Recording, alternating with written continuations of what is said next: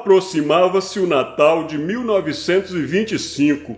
Nessa época do ano, o sertão costumava apresentar altas temperaturas devido aos longos meses de estiagem. Em Nazaré, não se ouvia notícia de Lampião e seu bando. Pareciam ter sumido da região, mas pessoas capciosas desconfiavam que o bando deveria estar escondido na caatinga fechada próxima à Vila São Francisco, apropriadamente denominada de Caatinga do Inferno, por apresentar terreno difícil de ser percorrido, muito acidentado e coberto com uma vegetação agressiva. Não demoraria muito e Virgulino lançaria suas expedições contra os sertanejos. Baseada nessa exposição, saiu de Nazaré uma força policial. A batida foi parcialmente recompensada. Os soldados tiveram um encontro inesperado numa clareira com os cangaceiros Horácio Novaes e Miguel da Mata, e na breve troca de tiros, Miguel tombou baleado mortalmente. Seu chefe lamentaria publicamente essa morte, porém omitindo o fato de que Lampião se encontrava bem próximo à clareira e evitara qualquer contato com os soldados. Passado alguns dias, Lampião, vingativo, executou uma série de assassinatos desvairadamente. Estava em sua lida diária, na lavoura, o jovem Francisco Guedes. Nunca se envolvera em movimento algum contra os cangaceiros, mas um fator de parentesco lhe acarretava perigo. 2 de seus irmãos colaboravam com a polícia naqueles dias, na caça aos cangaceiros, um dos quais o rastejador Batoque, o outro, o pernambucano José Guedes, também ligado por amizades aos Nogueira, da Serra Vermelha. O rapaz recusava-se a dar ouvidos aos cautelosos conselhos dos amigos para que andasse armado, afirmando sempre não ter inimigos. Enfatizando ao dizer que Lampião conhecia esse fato, permanecia confiante em que nada de mal lhe aconteceria. Principalmente agora que seu companheiro de trabalho era o sobrinho de Sr. Pereira, chamado de Manuelzinho Praxedes, filho de Praxedes, irmão de Sr. Pereira. Manuelzinho, mais realista, teve uma reação lógica ao perceber a aproximação de um grupo de cangaceiros com Lampião à frente. Pediu ao rapaz que fugisse, mas Francisco Guedes manteve-se firme, replicando de um modo ingênuo que nunca tinha feito mal a pessoa alguma e por isso não havia motivos para correr. Caiu em si ao perceber que seria assassinado, agarrando-se desesperadamente a Manuelzinho, rogando por sua proteção. O companheiro nada pôde fazer. Guedes foi arrastado pelos cabras e executado de acordo com as ordens do chefe do bando. Essa morte revoltou a todos que conheciam o inofensivo agricultor. Nesse mesmo dia, houve outro trucidamento, do agricultor Eliseu Inácio da Silva. Ao fim dessa operação, o bando encaminhou-se para São João do Barro Vermelho. Era véspera de Natal e os cangaceiros dançaram a noite toda. Mal surgiu a luz do dia 25 de dezembro, Lampião já rumava para Betânia. Uma disposição irracional o impulsionava àquela localidade. Ali residia a família Ferraz de Souza, chefiada por 2 rapazes que trabalhavam na usina local. Órfãos, João e Antônio tornaram-se arrimo de família, sustentando 8 irmãos, incluindo 6 mulheres.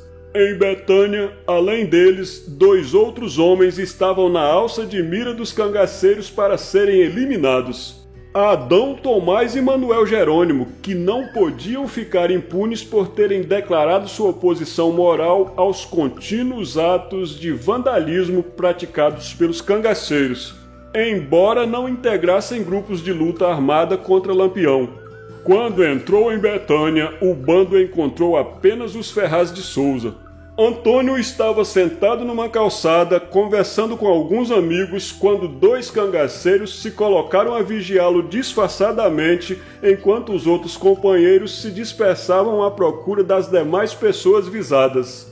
João Ferraz de Souza terminou a limpeza do motor gerador de eletricidade da usina e saiu para tomar banho quando foi interpelado por 2 homens que julgou serem trabalhadores do campo. respondeu suas indagações seguindo para o local do banho.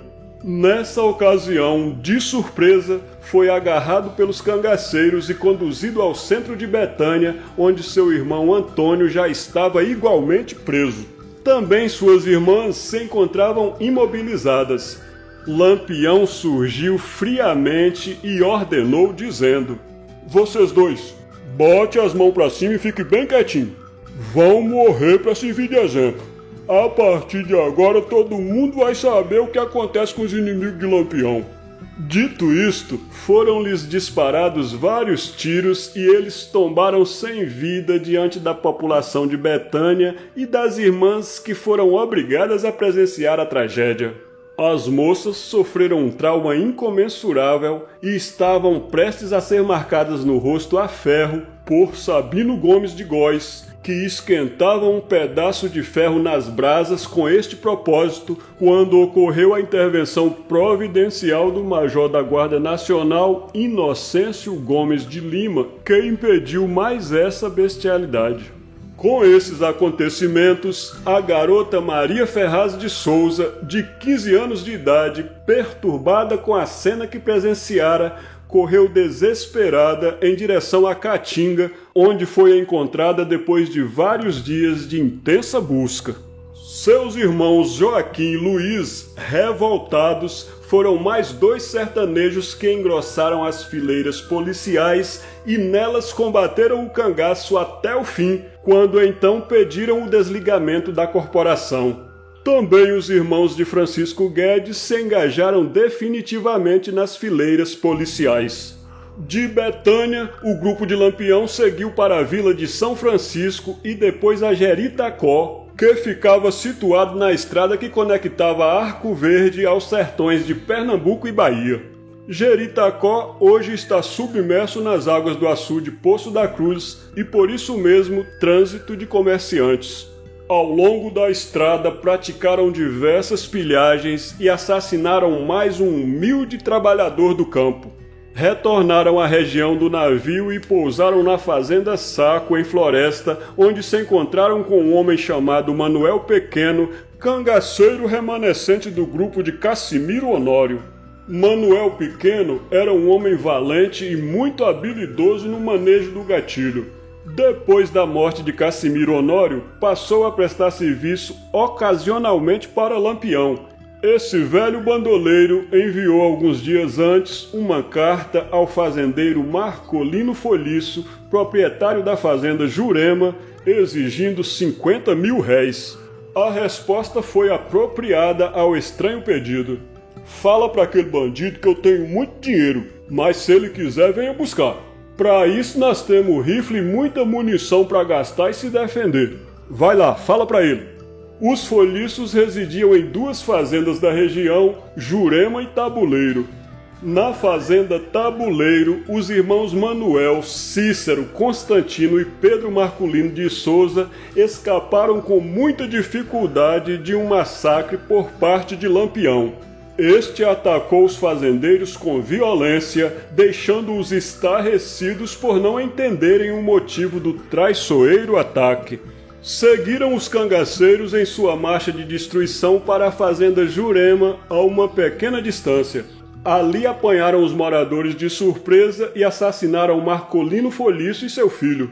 De início, os bandoleiros os imobilizaram. Depois ordenaram-lhes que levantassem os braços e os crivaram de balas. E assim se deu aquele sangrento Natal do ano de 1925, praticado por Lampião e seu afamado bando de cangaceiros.